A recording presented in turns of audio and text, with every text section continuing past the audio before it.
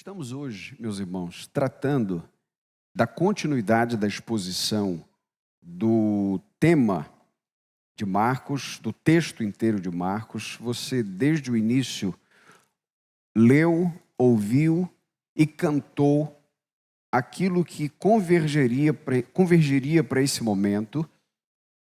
E tudo isso foi pensado para que o teu coração fosse preparado para que você pudesse ouvir a palavra de Deus hoje aqui. Eu quero convidar você a que juntos recorramos ao texto do Evangelho de Marcos, no capítulo 1. E hoje nós vamos ler 3 versículos deste Evangelho. Versículos 9, 10 e 11.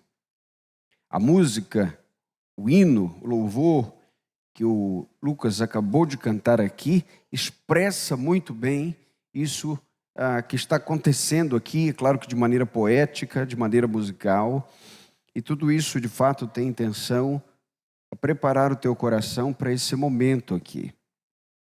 Marcos capítulo 1, versículos 9 a 11. Diz assim a santa e bendita palavra de Deus: Naqueles dias, veio Jesus de Nazaré, da Galileia, e foi batizado por João no Jordão.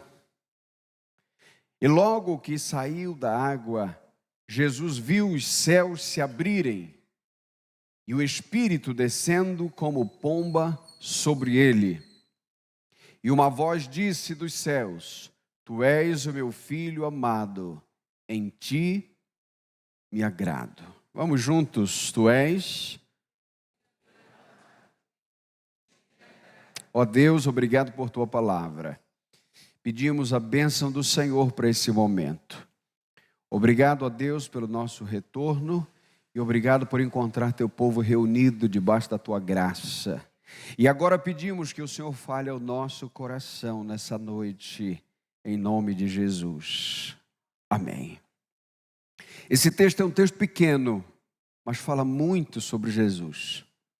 Ele fala de Jesus como servo, ele fala de Jesus como Messias, ele fala de Jesus como herdeiro do Pai, e ele fala de Jesus como uma das pessoas da Trindade. Vou repetir, ele aponta Jesus como servo, aquele que se fez servo. Não à toa, a nossa série, a exposição do livro de Marcos é o rei que se fez servo. Então nós veremos aqui Cristo como servo, Cristo como Messias, aquele que foi escolhido e ungido para o que veio fazer, Cristo como herdeiro do Pai e Cristo como uma das pessoas da Trindade. Nós sabemos que Jesus nasceu em Belém de Judá e sabemos também que em algum momento ele teve de sair dali por conta da perseguição, a matança dos judeus. Você lê isso nos evangelhos. E ele foi passar um tempo no Egito e depois desse tempo retornou para uma cidade chamada Nazaré. Por isso, dizemos, ou a história diz e a Bíblia aponta, Jesus como aquele que veio de Nazaré. Ora, nesse momento, queridos, desde já, nós começamos a perceber aqui Jesus sendo apresentado como servo. Aquele que, entenda, se humilhou, saindo da sua glória e entrando na dimensão dos homens pecadores.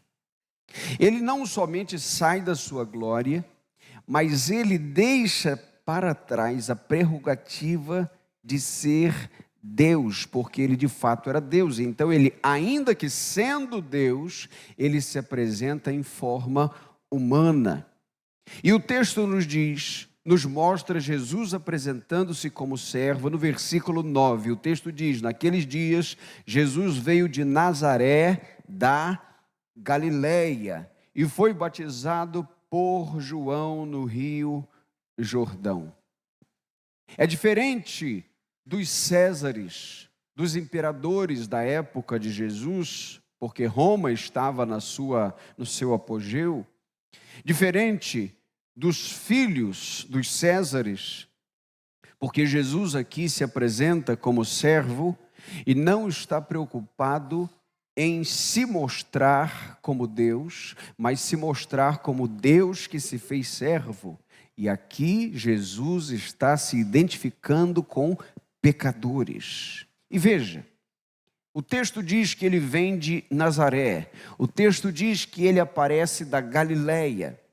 E Nazaré não só não é mencionada no Antigo Testamento, como não é mencionada também pelos grandes historiadores antigos, porque Nazaré era uma cidade obscura, que ninguém visitava. Vou dar ali um pulo em Nazaré. Ninguém fazia isso. Não tinha nada em Nazaré. Não tinha absolutamente nenhum tipo de coisa boa em Nazaré. Essa é a razão pela qual Natanael perguntou uma vez: pode vir alguma coisa boa de Nazaré?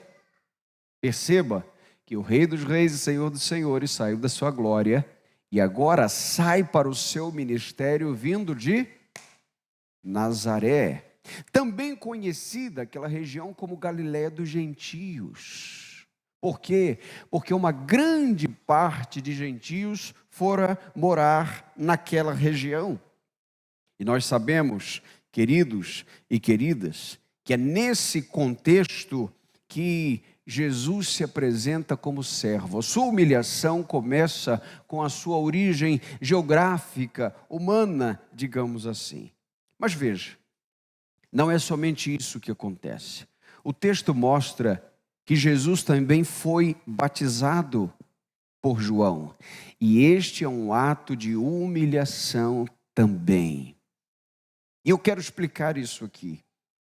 Perceba que Jesus, em seu ministério terreno, veio se identificar com pecadores. Jesus, entre os homens, veio nos mostrar o caminho de volta ao Pai, mas precisaria fazer o caminho para que nós entendêssemos qual fosse o caminho. E é nesse momento que ele encontra-se com João Batista, nós vimos isso na semana passada, e ele diz a João Batista que deseja, que precisa ser batizado. Ora, e por que isso é um ato de humilhação? Porque o santo agora está se identificando com pecadores. Jesus não tinha pecado, vamos repetir isso, Jesus não tinha pecado, e o batismo de João era o batismo de arrependimento. Ora, como eu vou batizar alguém no batismo de arrependimento que não tem pecado nenhum? É o Senhor que tem que me batizar, disse João. Como é que eu vou mergulhar o Senhor nessas águas? Mãos pecadoras batizando o Santo de Deus. E é nesse momento que a gente compreende, querido e querida, que a partir dali, Cristo já estava se identificando conosco. Se havia pecado que Cristo carregava, já eram os nossos pecados, nunca os dele. E naquele momento, quando ele foi batizado, lembra que ao 7º dia na criação ele descansou, o Senhor descansou mesmo sem estar cansado, porque ele não se cansa e nem se fatiga. Agora o Filho de Deus, santo, imaculado, mais sublime que o céu, agora é batizado no lugar dos pecadores, se identificando conosco. Isso nos lembra, queridos, que desde esse momento está se cumprindo o que disse o profeta Isaías no capítulo 53, no versículo 6, que ele foi ali assumindo as nossas transgressões e o Senhor fez cair os nossos pecados sobre ele. Compreende então desde já, e aqui uma aplicação direta para o nosso coração, por que nós somos batizados? Compreende que este é um ato de obediência do crente, porque naquele momento Jesus se identificou conosco, e quando você se batiza, você se identifica com Jesus, dizendo: Ele perdoou os meus pecados, Ele assumiu a minha punição. Essa é a razão pela qual João, o próprio João Batista, vai dizer lá no versículo 29 do capítulo 1 de João, o evangelista: eis o Cordeiro de Deus que tira o pecado do mundo. Isso é muito consolo para nós.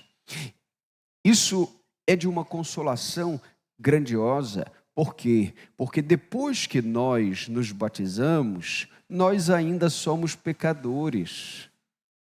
Mas veja, à medida que um pecador salvo por Jesus é batizado, naquele momento ele está confessando que crê no poder de Cristo para perdoar os seus pecados, não somente os anteriores, mas aquele que ainda serão, ou aqueles que ainda serão cometidos. Portanto, nesse primeiro momento, Jesus se apresenta como servo. Em segundo lugar, ele se apresenta nesse texto como o Messias, o enviado de Deus. Verso 10, você pode ler comigo? Versículo 10. E logo...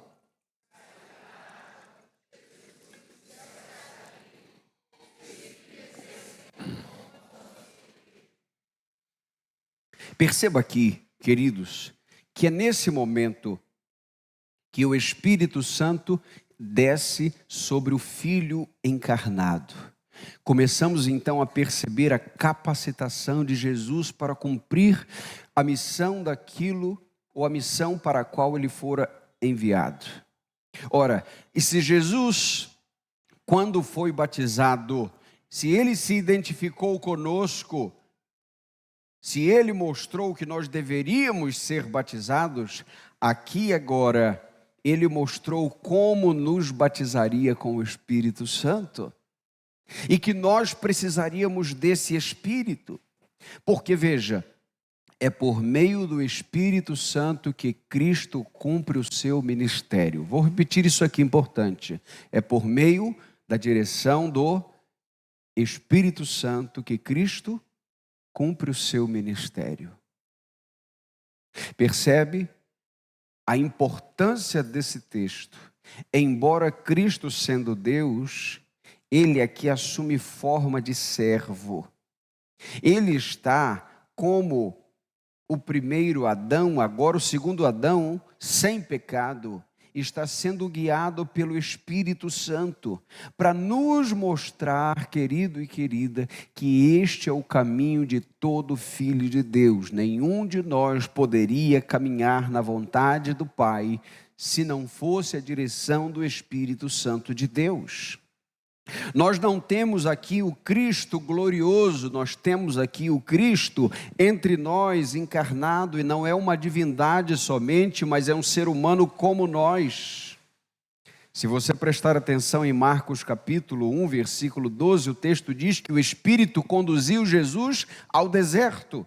Mateus capítulo 4, versículo 1, diz que Jesus foi levado pelo Espírito ao deserto para ser tentado pelo diabo.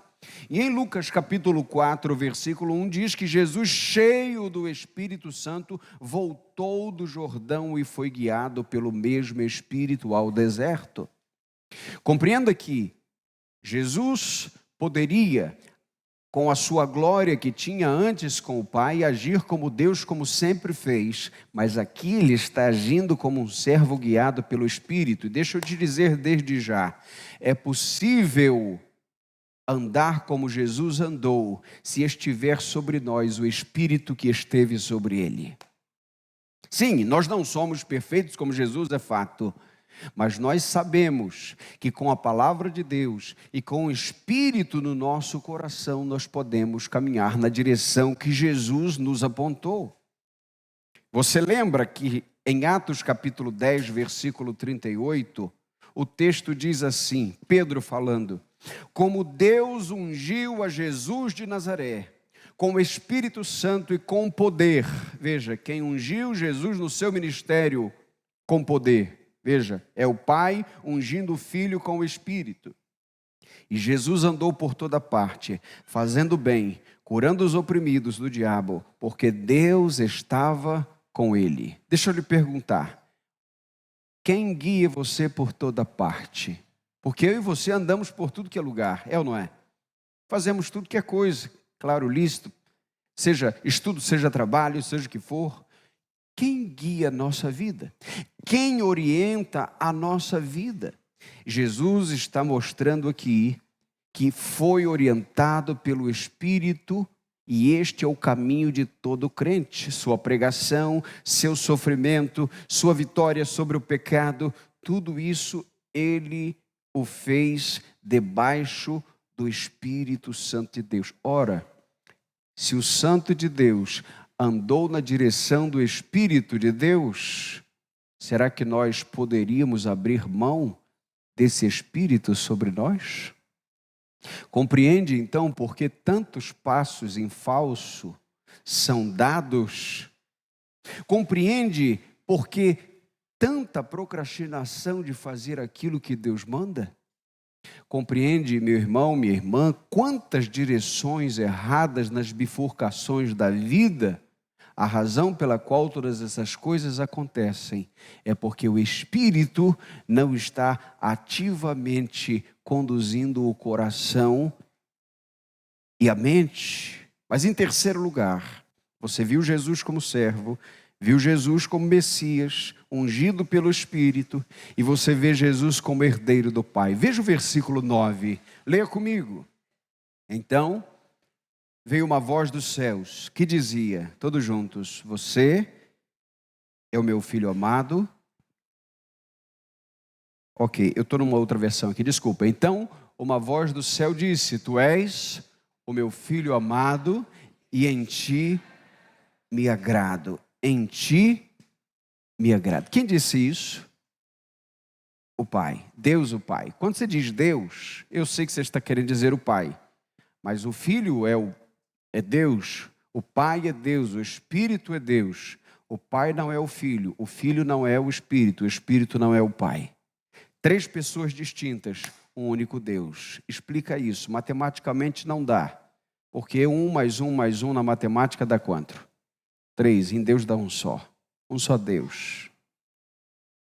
Na física, 2 não ocupam o mesmo espaço, em 3, Deus ocupa a hora que quer. Perceba que é impossível explicar Deus, e nós vamos ver isso daqui a pouquinho. É esse Cristo, é este ungido de Deus, que agora o Pai, que é Deus, diz para o Filho em forma de servo, mas que também é Deus: tu és o meu filho amado. Essa expressão, filho de Deus, grave isso, era usada para os imperadores. Somente os Césares, somente a partir ali de César Augusto, eles recebiam essa expressão, essa alcunha de filho de Deus. Por quê? Naquela circunstância, aquele que se chamava filho de Deus, e essa também era uma mentalidade dos judeus, se o pai se parecia com o filho se parecia com o pai, melhor, o filho tinha a essência do pai. E essa é a razão pela qual Jesus disse: eu e o Pai somos um. Jesus também disse isso. Mas os romanos usavam essa expressão filho de Deus para falar dos imperadores. Entende que Marcos está escrevendo para os romanos, e Marcos registra a expressão filho de Deus 35 vezes em 16 capítulos. Importante isso. E veja que dessas 35 vezes, 7 são muito importantes. Você vai perceber em Marcos capítulo 1, versículo 1, Jesus sendo chamado de Filho de Deus, Filho amado no versículo 11, que é este que lemos, capítulo 3, verso 11, Filho de Deus, capítulo 5, verso 7 de Marcos, Filho do Deus Altíssimo, Marcos 9, 7, Filho amado, Marcos 14, 61, Filho bendito, Marcos 15, 39, Filho de Deus. Ora, por que são importantes essas questões? Por que são importantes essas 7 citações de Jesus como Filho de Deus? Primeiro, porque todas as vezes que vem a palavra filho, vem um qualificador. Por exemplo, Filho de Deus, Filho amado, Filho do Deus Altíssimo, Filho bendito. Nunca é somente filho.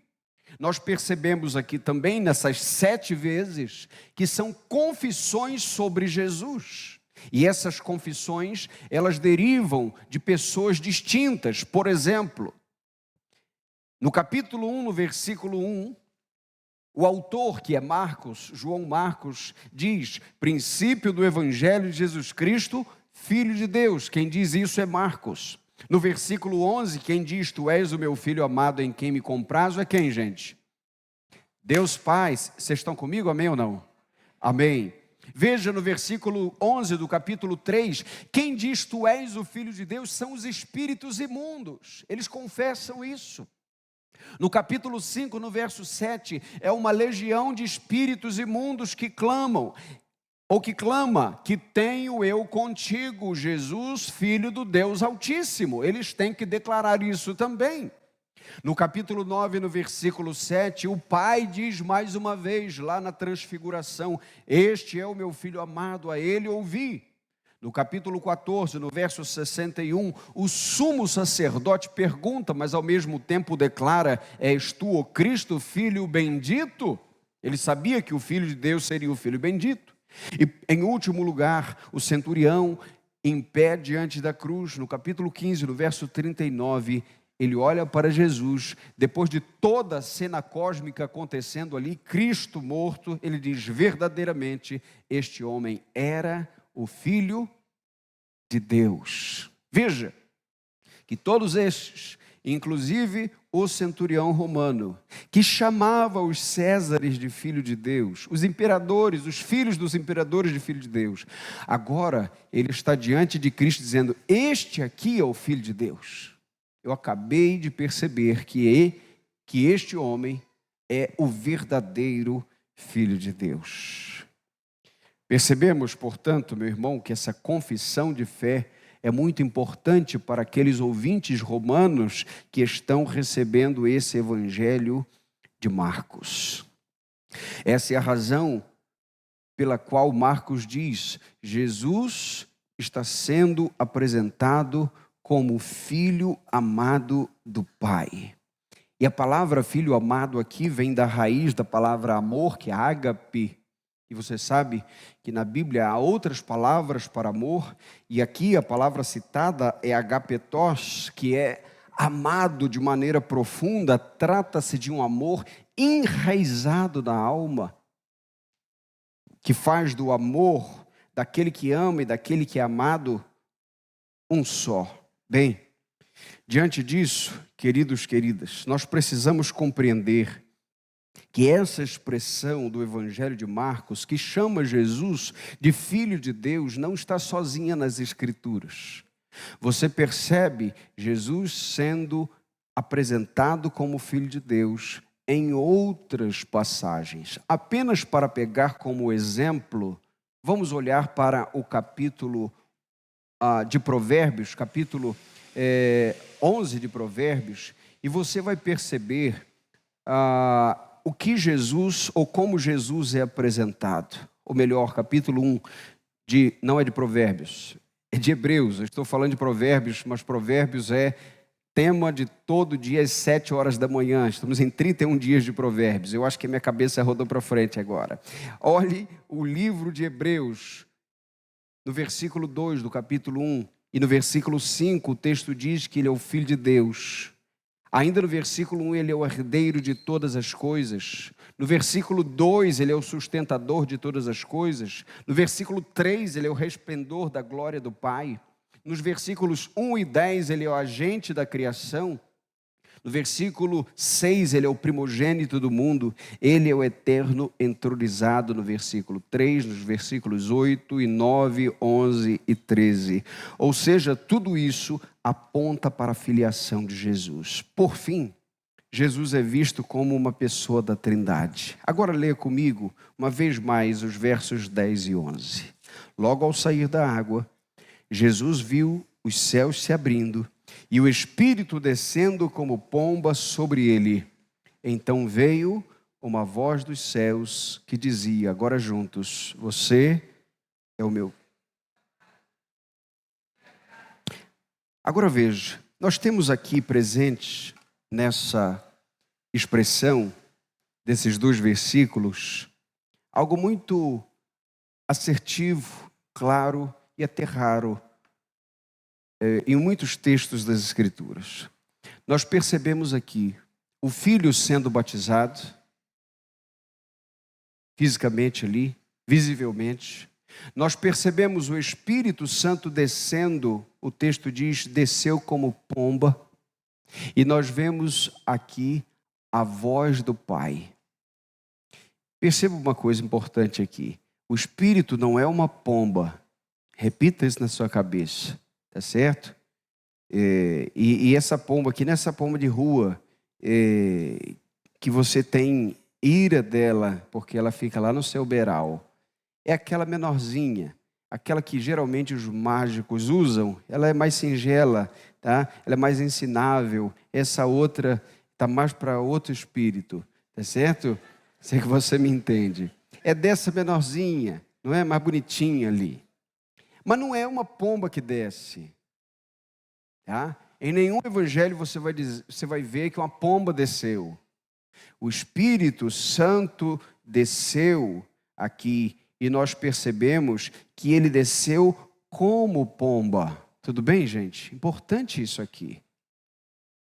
O Espírito não é uma pomba, embora muitas expressões gráficas queiram mostrar uma pomba, e tem várias expressões disso, né? Um desenho de uma pomba descendo. Isso não chega a ser uma heresia, tudo bem? Mas o texto não fala que é uma pomba.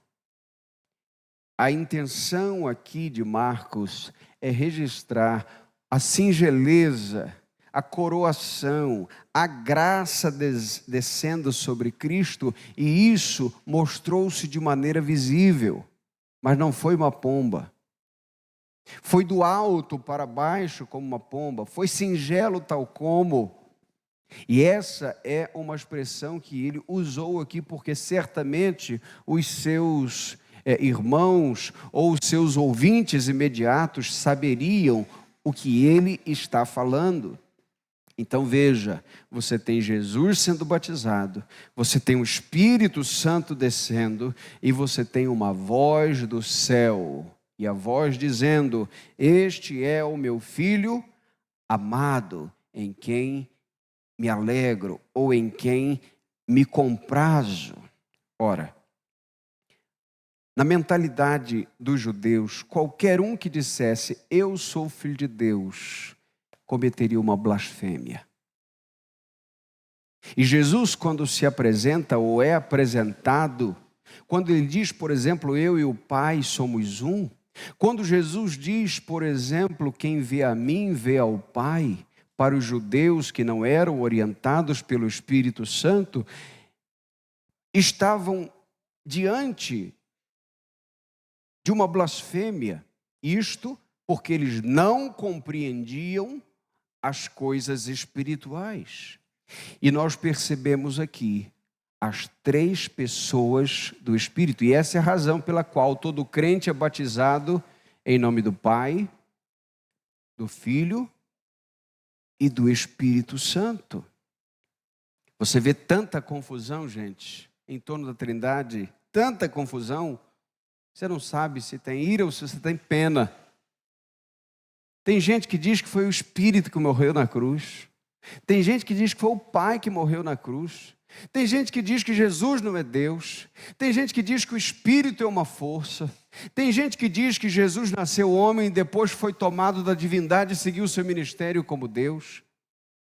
Meus irmãos, a Trindade existe tal como ela é vista nas Escrituras.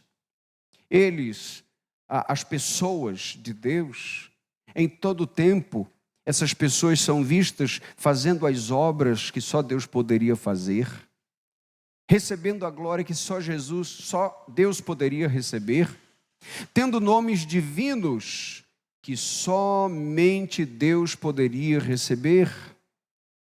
Por exemplo, quando Pedro diz para Ananias e Safira que eles mentiram a Deus e não aos homens, antes ele havia dito: vocês mentiram a Deus, mentiram ao Espírito Santo.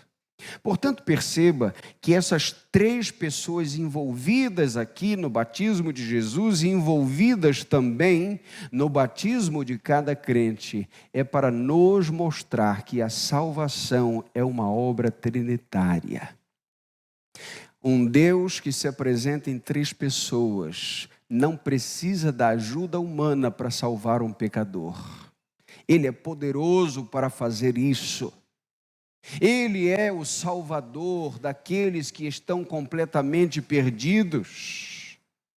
Bem, diante de tudo isso, como nós aplicamos para a nossa vida, meu irmão, minha irmã, esse texto da palavra de Deus? A primeira aplicação já nos surge apontando o caminho da humildade que estava sobre Jesus. Antes, porém, você deve relembrar como Jesus foi apresentado aqui. Primeiro, como servo. Segundo, Messias. Terceiro, Filho de Deus. Quarto, como alguém da Trindade, como uma pessoa da Trindade. Agora sim, diante disso, você precisa compreender que olhando para Jesus, nós devemos ter o mesmo sentimento de humildade que teve o Senhor Jesus. Meus irmãos e queridos e queridas, hoje, assim como nos tempos de Jesus, a humildade não parece um adjetivo bem-vindo, um comportamento bem-vindo. Por vezes, aquela pessoa que baixa a sua cabeça, que ouve, aquela pessoa que aceita o que poderia receber, ou no lugar do que poderia receber algo menor. A humildade, meu irmão, minha irmã, muitas vezes é vista como um demérito, mas olhando para Jesus, o próprio Jesus faz um convite: aprendei de mim que sou manso e humilde de coração, e encontrareis descanso para a vossa alma. Se você reparar bem, preste atenção nisso, para você perceber quão faltosos de humildade nós somos. Quando você conta uma história que você está envolvido, com muita raridade, você é o vilão. Me ajudem. Vou repetir. Você está contando uma história e você entra na parte do diálogo da história, tá certo? Quando você fala da sua fala, a sua voz é impostada. Quando você fala da fala do outro, a sua voz é jocosa. Parece voz de palhaço, de criança, de pet, qualquer coisa, desenho animado. Você dubla de maneira diferente o seu algoz. Alguns entortam a boca para falar. Eu não conheço ninguém que, contando a sua fala, faz esse tipo de trejeito. Sabe o que é isso? A falta de humildade que nos é característica. Porque nós sempre achamos que somos melhores.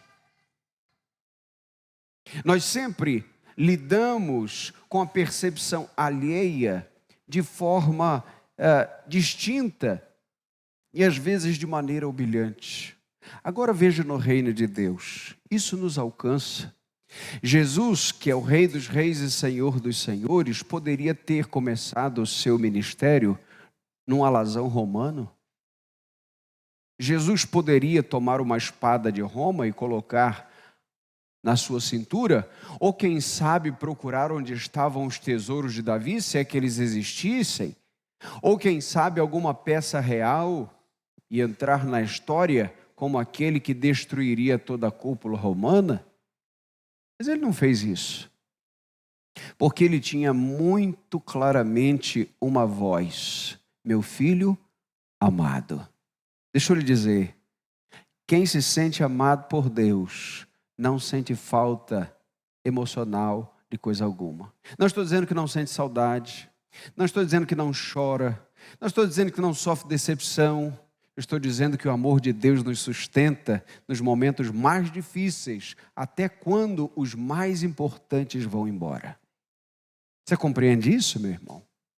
É importante que a gente compreenda, portanto, aqui em Jesus, que Ele está seguindo o passo a passo da direção do Pai através do Espírito. E este sentimento que tem em Jesus Cristo nos mostra que nós devemos, de fato, pisar aonde Jesus pisou. Não fazer conta de que somos mais do que realmente somos. Não contar as nossas histórias como se nós sempre fôssemos os heróis da própria história. Deixa eu lhe dizer, a soberba, a arrogância é algo que Deus vomita da sua presença. A Bíblia diz que um coração contrito e quebrantado Deus não desprezará, mas um coração orgulhoso Deus rejeita, Deus resiste. E veja, por vezes, grave isto no teu coração, você vai a Deus com humildade em oração, mas você foi arrogante com alguém ali. Compreenda que não é só no momento da sua oração que deve haver a humildade, que o orgulho deve ser lançado fora, é durante os momentos que antecedem e sucedem a nossa oração. Portanto, Deus não está te avaliando quando você está orando. Porque, afinal de contas, tem até aqueles que modulam a voz para orar. Não precisa modular sua voz para orar. Não precisa pigarrear para orar. Não precisa ficar como os fariseus na porta da sua casa para orar, na esquina. Esses dias eu vi uma selfie. E a pessoa fazendo assim, ela mesma fez a selfie, estava a legenda, não preciso ser reconhecido por ninguém. Eu falei, não estou entendendo um negócio desse. Consegue compreender uma coisa dessa? Você entende que esse coração está precisando de um like? Ele carece de um coraçãozinho lá. Ei, quem já ouviu que nós somos filhos amados da parte do Pai por causa de Jesus, não tem essa crise. Tudo bem? Você faz o que é certo e agradar o Pai te basta. É este o sentimento que estava em Jesus. Este é o sentimento da humildade de dizer, eu de fato preciso agradar ao meu Deus. E agradando a Deus, você vai agradar muita gente, mas vai desagradar também muita gente. Mas em primeiro lugar, é importante que no nosso coração, em tudo que nós fizermos, e não pense que eu estou falando de ministério de igreja somente. Se você cozinha, se você varre a casa, se você faz pão, se você calcula metros cúbicos, se você faz contas na área da matemática, se você trabalha com qualquer outra coisa, tudo o que você fizer deve ser feito para a glória de Deus. Assim nos diz a sua palavra. Segunda aplicação, nós devemos buscar a capacitação do Espírito para que nós nos pareçamos mais com Jesus. E aqui está o segredo do crente. Aqui a importância do Espírito Santo, porque o Espírito Santo capacitou Jesus para o seu ministério.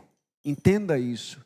E Jesus não foi menos Deus porque dependeu do Espírito. Você está entendendo? Porque ele poderia ser Deus e era Deus, mas ele agiu em nosso lugar, orientado pelo Espírito, para que nós entendamos como nós devemos caminhar, ou seja, debaixo da direção do Espírito Santo de Deus. Quantas decisões você tem para tomar nesses últimos 6 meses do ano? Já parou para pensar quanta coisa vai acontecer, gente? A vida não é estática. E por vezes há uma reviravolta que a gente nem imagina que vai acontecer.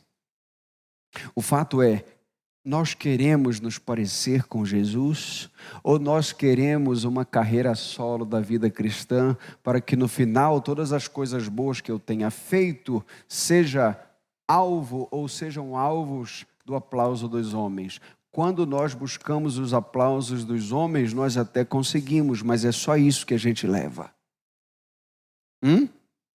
Já receberam a sua recompensa. Agora veja, o Espírito que capacitou o nosso Senhor está capacitando os crentes hoje. Você deseja isso? Pastor, não sei como falar com aquele vizinho. Você sabia que tem vizinho que é mandado do inferno? Só no Espírito, puro não vai não. Não entra não, meu irmão. Puro, você vai se perder. Vai perder a paciência, vai perder a razão. Quando você menos esperar, pode ser que esteja até enrolado no chão lá brigando com ele. Agora, pelo Espírito, não. Pelo Espírito, tu vai improvocável. Pegou a benção ou não? Pelo Espírito, se ele xingar você, você sabe muito bem que ele antes rejeitou o Deus que tem em você. Agora, se tu não vai no Espírito, se tu vai na carne aflorada, aí, meu irmão, tu vai sozinho, é um problemão. Porque depois você tem que refazer o caminho, tem que refazer a história, tem que pedir o perdão. Mas veja, é muito importante entendermos que até quando nós erramos, é Deus nos lembrando, eu quero dar mais do meu Espírito para você. Aí você pega essa bênção. Deixa eu lhe dizer uma coisa. Todo crente é batizado no Espírito Santo. Amém ou não, gente? Só os batizados digam amém. Amém. Amém. Ok. Mas às vezes a gente entristece o Espírito. É ou não é? Você fala, rapaz, e aquilo dá um mal-estar em você, uma tristeza. Aí tem hora que tu pede perdão igual Lutero, umas 10 vezes pelo mesmo pecado. E quando você erra, é Deus falando para você, eu posso dar mais do meu Espírito para você. Porque Deus não fica te acusando. Quando você errou, quando você foi para a ação e não deu certo, você diz, Deus me perdoa, tem misericórdia, aquele que confessa e deixa alcançará misericórdia, e agora vai para a palavra de Deus, vai para a oração, e você começa a receber mais dessa fonte que é inesgotável. E você tem agora, depois do seu erro, uma resolução. Essa ficou para trás. Isso eu já aprendi. Nas próximas vezes será diferente. Amém ou não, gente? A gente errou ontem, erra hoje de novo, amanhã de novo. Você já tem um gabarito na mão e está errando por quê? Tudo bem? Nós já temos a resposta. E por vezes o Senhor nos permite que nós sejamos alvejados pela nossa própria forma de errar, para que nós lembremos duas coisas. Primeiro, nós não somos melhores do que ninguém. Segundo, nós precisamos mais do Espírito Santo. Portanto, se há uma aplicação importante aqui, nós devemos buscar a capacitação do Espírito para ser mais com Jesus. Terceiro e último lugar, todos nós devemos nos prostrar diante do Rei com toda reverência, todo temor, todo amor, porque isso tudo é devido a Ele. Hoje nós estamos aqui aprendendo um pouco mais sobre Jesus, sobre o seu ministério, sobre a sua vida. E Jesus, gente, começou lá em Nazaré e foi receber o batismo. A partir dali já começou a sua humilhação. E ele que passou por tudo isso e teve a pior morte, morte de cruz, e não bastasse ser de cruz, ele era o inocente morrendo por pecadores. Agora, esse Cristo, sabemos, ele está vivo, ressurreto, e ele enviou para nós o seu Espírito Santo. O Espírito Santo é dado a nós em medidas abundantes, graciosas, grandiosas. E é esse Espírito que nos leva hoje a cantar o que cantamos. Porque todo mundo pode cantar, mas só os salvos por Jesus prestam adoração. E quando nós olhamos para esse Cristo dos Evangelhos, nós alinhamos não só o Cristo dos Evangelhos, porque Ele está aqui, o Deus encarnado entre nós, mas olhamos para todo o anúncio desse Cristo no Antigo Testamento, todos os ensinamentos bem sistematizados de Cristo nas cartas de Paulo e nas cartas gerais. E ao chegarmos no Apocalipse, nós vemos esse Cristo exaltado, Senhor dos senhores, Rei dos reis, e nós cantamos a Ele.